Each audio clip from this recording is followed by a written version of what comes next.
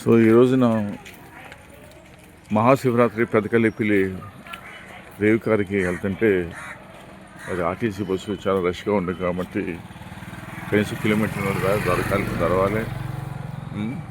So చాలామంది భక్తులు వచ్చారు. మరి ఈ రోజున మహాశివరాత్రి కాబట్టి సో దీని విశేషం ఏంటంటే శివుడు పార్వతి పెళ్ళి జరిగింది నాకు తెలుసు. సో ఉపవాసం ఉంటాం మంచిది. చాలా రాత్రిపూట ఉపవాసం ఉంటారు కదా బాబాయ్, రాత్రిపూట ఉపవాసం ఉండాలి కదా. మహాశివరాత్రి రోజున రాత్రిపూట ఉపవాసం ఉండాలి కదా బాబాయ్.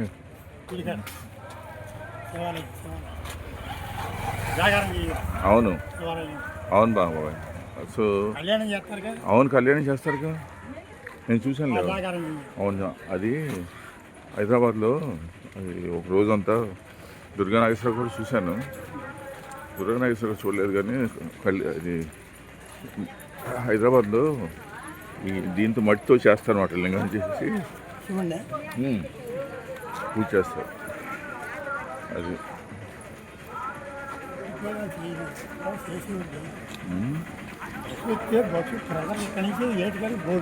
చాలా దూరం ఉంది బాబాయ్, నడవలేరు బాబాయ్. చాలా దూరం, 2 కిలోమీటర్లు ఉంటుంది బాబాయ్. ఏం లేదు, 2 కిలోమీటర్లు ఉంటుంది. రేవు చాలా దూరం బాబాయ్.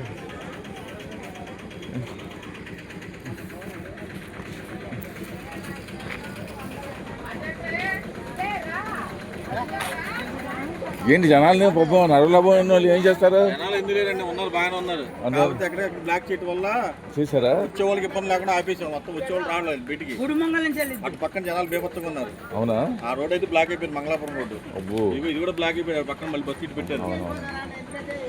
కాకపోతే వచ్చే వాళ్ళకి ముందు క్లియర్ అవుతుందని చెప్పి ఇది క్లియర్గా పెట్టారు ఈ రోడ్ అంతే. మంచి పని చేశారు. సరే బిజీలో ఉన్నారు, ఎక్కువ మాట్లాడకూడదు.